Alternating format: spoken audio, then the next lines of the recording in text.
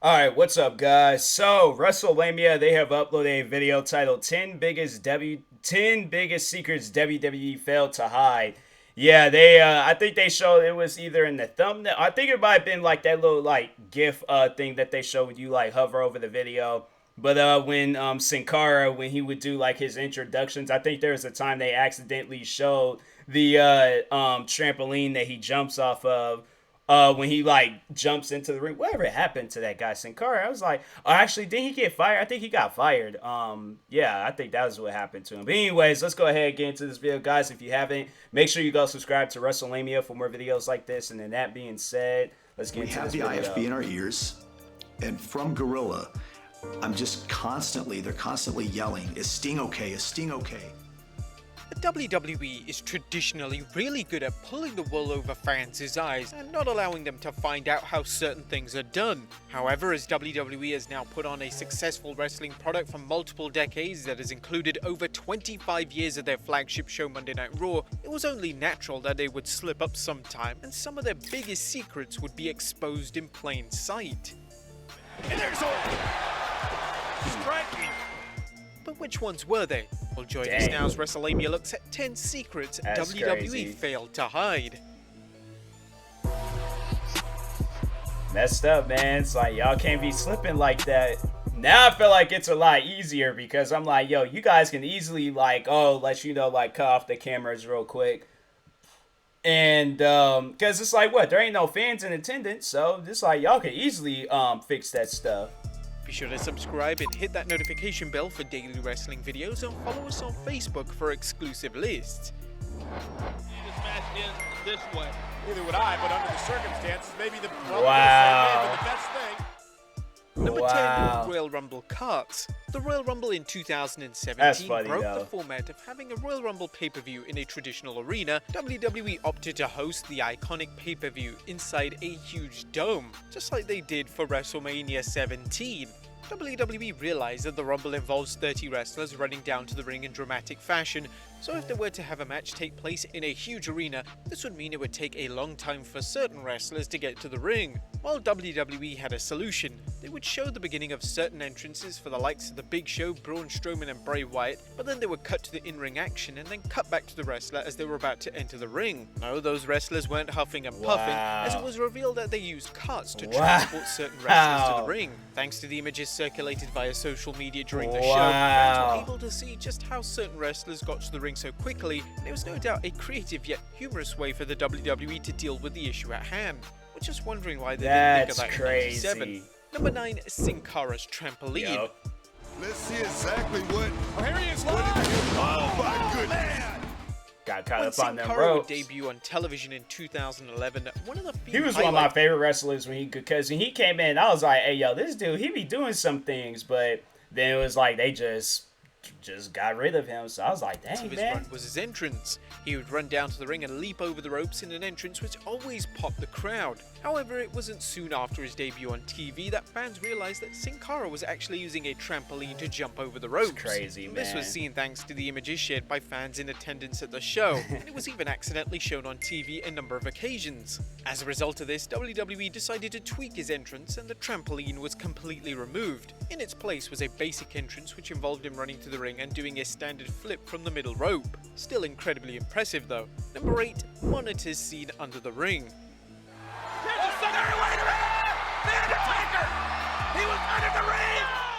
Have you ever wondered how The Undertaker stays under the ring for so long? Or have you ever wondered how he knows when to come out and what he even does under there for so long? Well, over the years, WWE have exposed this. I know, because I'm like, to just be laying under there, like, dang, man. Because I'm like, nah, bro, I've been underneath there just like, legs kicked up and things. Or not lay like to the side, just like, just watching something on TV, watching Monday Night Raw, wherever I'm at. Then when it's my cue to go, I'm like, okay, just talk to me through the little walkie-talkie or whatever.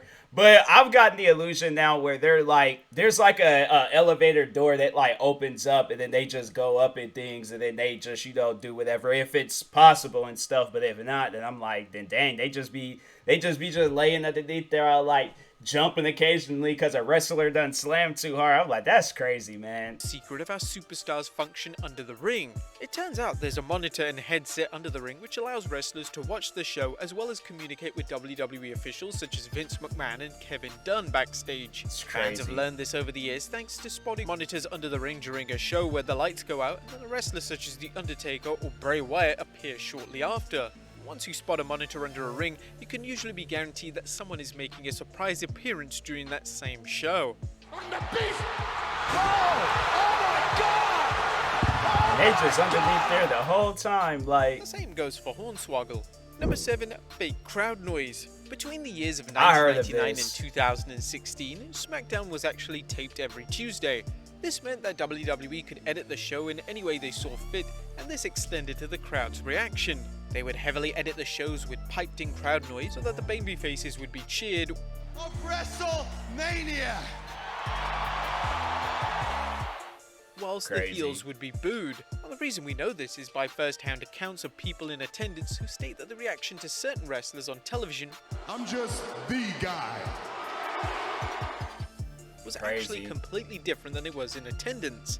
And it's like, for what? Like, why? Just show where he's being booed. My thing is that that's the one thing that I love about the fans, is that shows how authentic that the show is. So I'm like, don't edit the fans. Don't, change up they cheers or boos or whatever. If they're cheering for a face, or if they're booing a face, okay. If they cheering for a heel, okay, let them do that. We just crazy. We like heel wrestlers. We hate face wrestlers. It's just a thing about us. We don't know why we do that, but we just do that, all right? So, hey. Additionally, WWE likes to heavily edit the crowd response when they've taped episodes of Raw or SmackDown in the UK. Crazy. I dig that energy, Manchester. Bring that, please. Well, you asked for it. The UK crowd is one of the more vocal crowds with chants and reactions that Vince McMahon may not want to have broadcast. As a result, they will edit these out and replace them with the fake crowd noise, normally known as the hairdryer pop. Obnoxious jerk.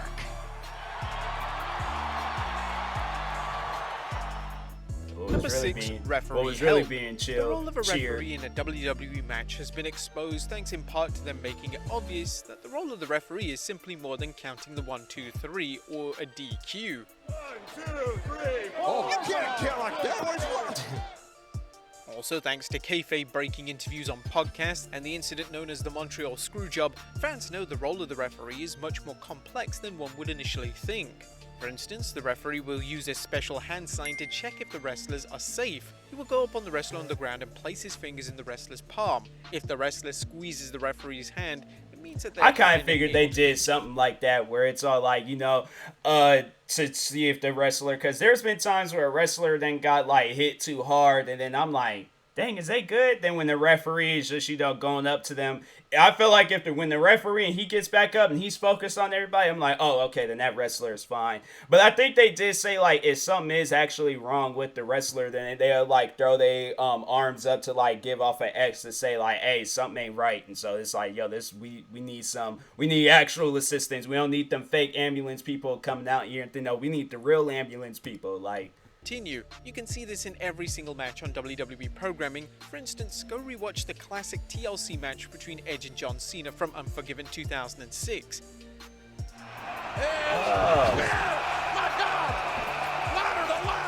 The referee performs the hand signal trick over a dozen times in that particular encounter. But another way a referee can help is to assist by helping a wrestler execute spots. For instance, at the Evolution pay-per-view, Becky Lynch was struggling to reach a chair which is needed for a spot which involved her escaping the figure 8. The referee nonchalantly kicked the chair towards Becky in order to help her execute the spot. Instances like this are rather common in WWE matches, especially those incorporating weapons and gimmicks. Number 5, not wrestling during commercials. Oh yeah. Live on Friday Night SmackDown. I started thinking about this. What was it? No, I think it was yesterday before Raw came on. I started thinking about that. Like I know these guys when they go off like the air and stuff, especially now. I know them guys probably just like as soon as they are like okay commercial, and then they're like all right, just give me a second, just send out a quick text message. then they're all like, okay, let's get back in the same point or like in a different position or whatever or something. But I'm like, yeah, bro, they have to be, taking some sort of breaks and things. But anyways. Traditionally, when a match goes to a commercial break, the wrestlers will carry on wrestling. If not, it would be incredibly awkward to the live audience if the wrestlers suddenly stopped what they were doing. However, in 2020, when they relocated to the Performance Center, they had no fans whatsoever in attendance. Oh yeah, I think I remember they got exposed on didn't have this. to wrestle during the commercial breaks. Thanks to leaked footage in a match between Sasha Banks and Bayley teaming up against Alexa Bliss and Nikki Cross, you could see the women stop wrestling whilst WWE went to a commercial break. You could hear the four women talking about the match and just casually hanging out whilst they waited to get their cue that they were coming back from the commercial break. Crazy. Number 4, promo notes. Now, But it's let's funny, be fair, it's no crazy. secret that WWE heavily scripts the majority of their promos.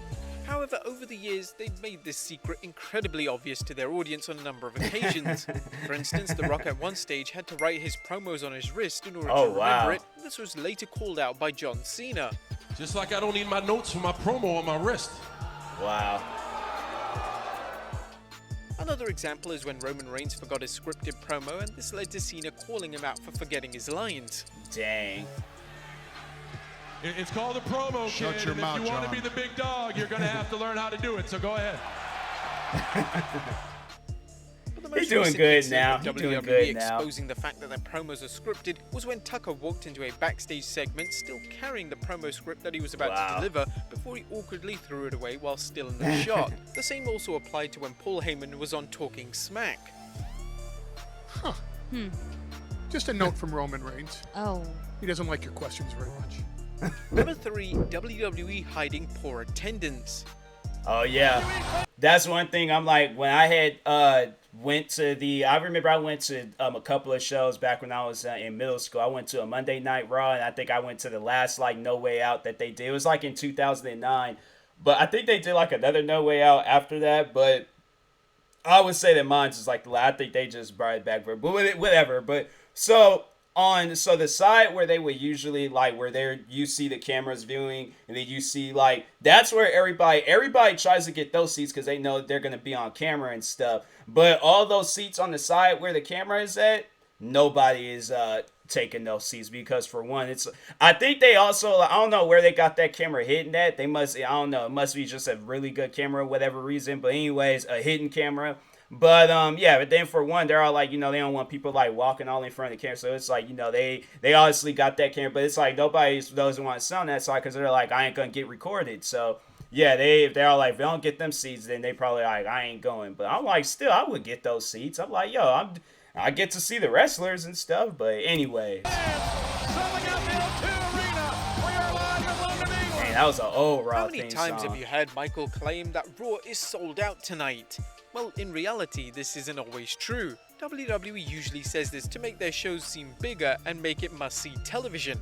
However, thanks to social media, actual attendances can usually be seen thanks to fans uploading pictures of the crowd. Now, this was a trend around 2017 and 18 of WWE being unable to sell a lot of tickets for Raw and SmackDown, and this resulted in WWE leaving the hard camera side completely empty. On commentary, WWE would still pretend that they had a packed house when this couldn't have been further from the truth. But the West attendance had to go down at Stomping Grounds, where they literally topped half of the arena. Number 2, the Money in the Bank crash pad. That's the 2020 Money in the Bank pay-per-view took place at WWE HQ upon Titan Towers, and the event was well received by fans who praised their efforts to still make the Money in the Bank pay-per-view feel special despite what was going on in the outside world. I thought it was a cool concept. I know, everybody was talking on that. They was all like, hey, yo, this man legit threw him off the building. Like, hey, yo, what's he doing? He just killed somebody. I've been like, yeah, that, Baron Corbin. I'm like, man, you going to prison, but... No, I was like, I figured them like, okay. So I think what I was thinking when they showed that, I was like, oh, that wrestler is just up for that stunt. But it's like, yeah, get thrown off the. But I'm like, how would that? I'm like, cause if he hits his head, like he falling, just how would that even work? So I'm like, I was assuming that they just had like some big giant mat like on the ground or something wait for him, like one of those like fall pad things. But then when they showed there was like a part of the building that was there, I'm like, okay, there you go. One of the more notable spots in the match involved Baron Corbin throwing off Rey Mysterio and Aleister Black off the roof of WWE's HQ. However, as WWE used crane shots to show the HQ from above, fans could clearly see that there was a crash pad laid out where the spot was going to take place, Oh, wow. which instantly killed the illusion and drama of the act itself. Well, okay, obviously we didn't think that they were thrown off the roof legitimately, but that was a badly timed camera shot. And number one, blood capsules. It was a hard pill to swallow when the company changed direction and went in a PG direction. Because I'm a little rough around the edges, man. Ever No, since WWE I read Batista's book. He's I'm not gonna say he's a character, but he's a very authentic person. transitioned into a PG product in 2008, they have a strict ban on blood and blading. However, there have been a few exceptions to this. Your opponent. That's crazy. Open up Orton with those elbows. This is just pure malice. For instance, Brock Lesnar made Randy Orton bleed at SummerSlam That's 2016 crazy. using a stiff elbow to the head in a planned spot. Another instance was when Triple H and Roman Reigns had a dramatic brawl on Raw to build to their main event at WrestleMania 32. In the segment, Triple H would take the fight to Reigns with punches and kicks and would even slam his head off the announce table. Triple H banging Reigns. Face first, face first, face first in the game.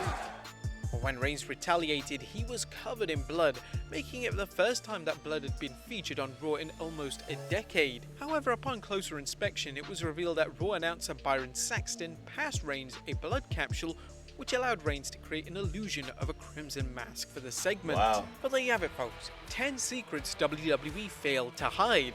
There's plenty more out there, so would you guys like to see a part 2? Let us know in the comments down below. Oh yeah, there's probably Subscribe definitely if you haven't there's already. hands down Follow us more on than Instagram and probably Facebook for things that exclusive lists. we See you next time with some more things that wrestling they content. hide. But it's like they don't do so good at it. But that was a pretty good video. I enjoyed that. That was really good. See what they be doing behind doors and stuff. I thought that was a pretty good video. Anyways, make sure if you guys haven't, go subscribe to WrestleLamia for more videos like this. Like, subscribe to me too. I will talk to you guys later. Thank you guys for watching, and peace.